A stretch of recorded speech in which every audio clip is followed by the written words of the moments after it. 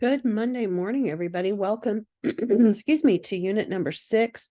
This is a big unit for English 107 because you are writing an essay, not just a paragraph, not just 2 paragraphs, but 3 paragraphs. And you're using a source in it. So I'm going to talk about the assignment this week with you, obviously, but I'm also going to encourage you to work on it a little bit and then try to come to the live session on Wednesday night. If you can't make the live session to be able to ask questions, make sure that you post any questions in the Ask the Instructor. And of course, be on the lookout for the recording of that live session afterwards, because we'll be going over this assignment there as well. So let's take a look, of course, first at just the unit as a whole. So there's a reminder, of course, because we're in week 6. It's almost time to register for classes for the next term. There is a gap between term 1 and term 2. So we'll have class next week and the week after, and then you'll have a 1-week break before the new classes start. But it is time to go ahead and be registering. So there's a reminder for you there. So this week we're focusing on diversity, equity, and inclusion. And this is a concept that you will see very heavily in the business world, in the work world.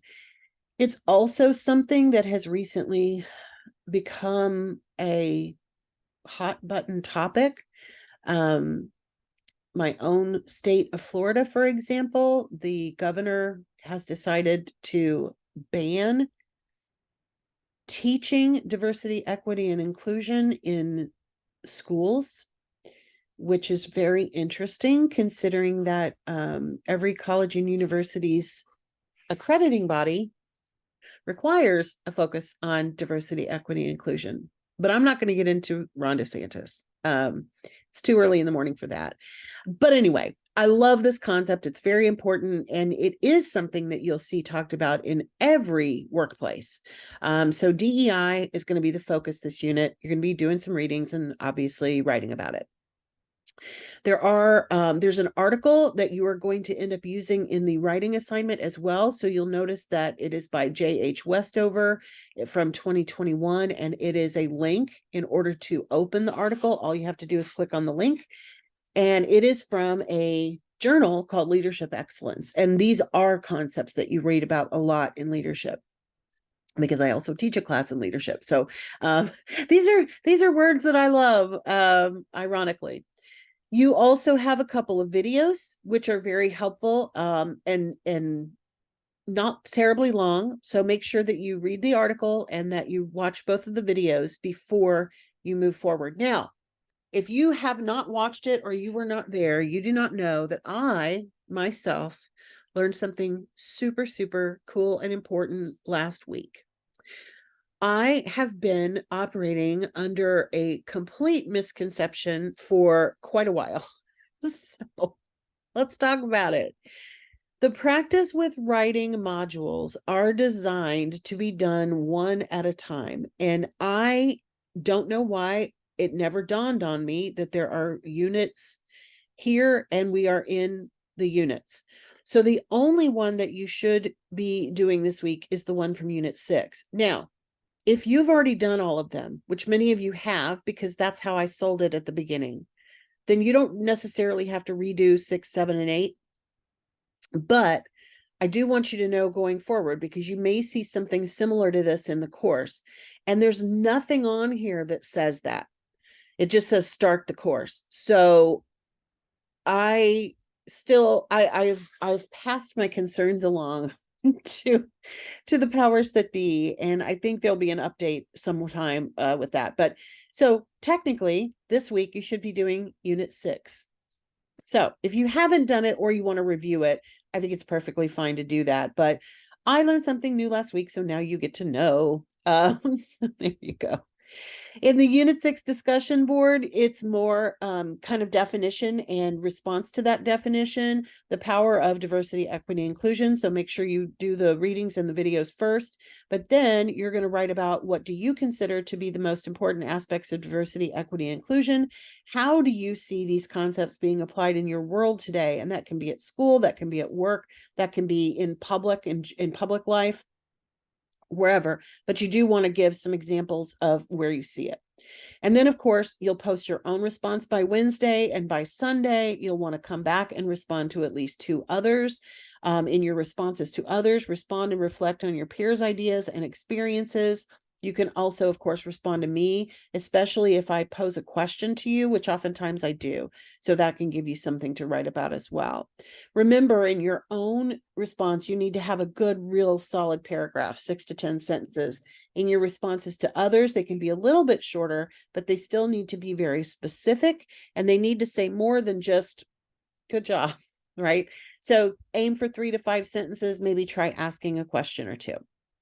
And then we come to the big assignment, dun, dun, dun, which is your Unit 6 writing activity. So let's take a look at it. So we open the document and I'm going to go through it with you, and then I'm going to show you a sample. In this assignment, you will review an article on diversity, equity, and inclusion and create a 3-paragraph reflection on that article by answering questions about the author's perspective within the article. Please note, it has to be about this article. You are not doing additional research. If you do additional research and you want to cite something from another source, that's fine, but that's not the assignment, okay?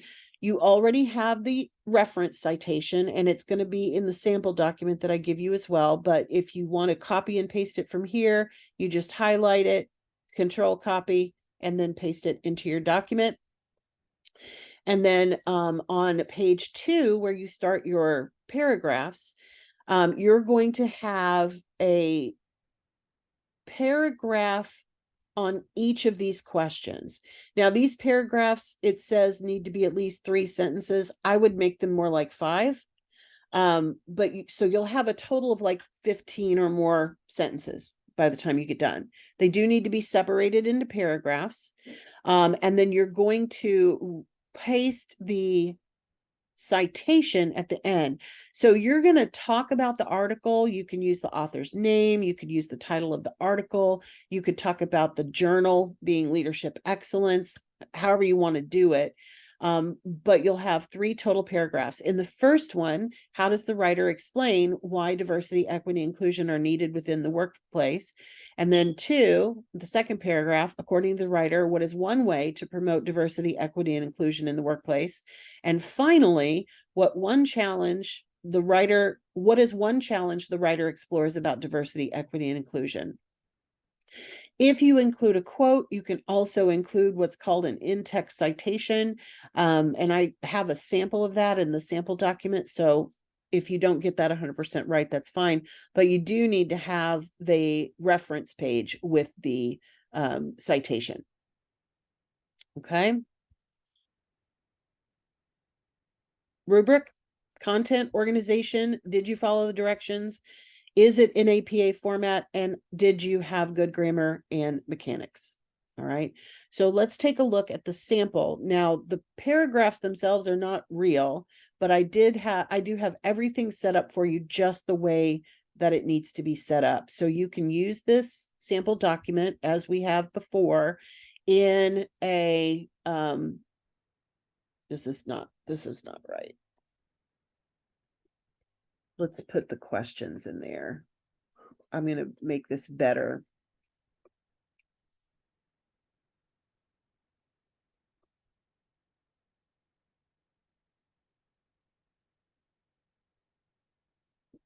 Okay, we'll put the questions at the beginning of each of these, and that will make it even easier to follow. All right, let's get the second question. Now, I would caution you, you do not need to put the question at the beginning of each paragraph like I am. A lot of people will do that, and it's fine if you want to, but you don't need to. Okay, so I'm going to put them here because it'll help you stay organized. And then in the second paragraph here, I've shown you a sample quotation in an article from Leadership Excellence, which is the journal title. That's why it's in italics. We have the direct quotation, which of course I made up. And then we would have the author, the year, and the page number. Okay, so that's how you would include an in-text citation if you want to do that. You could do that in all the paragraphs if you want to. So I'm fine with it either way.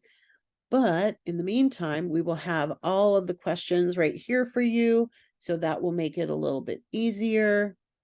And then we have the references page. Your paragraphs may go more than a full page. So let me make it happen. Okay, so now we would need to move the reference page. In fact, I'm going to do it to the next page. So we're going to put an insert page break. Okay. So you always want this at the very top of the first blank page, as I like to call it. And this is just copied and pasted from the resource with the italics for the journal title, and then the hanging indent. So again, as usual, I'm going to save this. I'm going to give it to you so you don't have to set everything up. But if you need help setting it up and you want to do it on your own, let me know. I can certainly help you with that. All right, so those are your 2 assignments this week, and that will put you to the end of week 6. There is a preview if you want to go ahead and look at the next writing assignment. It's there for you, but we will talk about that next Monday in our live session or in our tape session. Why, thank you, Hemsworth, for your input. Glad at the end of it, that worked out really great. Everybody have a great week. I will see you on Wednesday night, hopefully.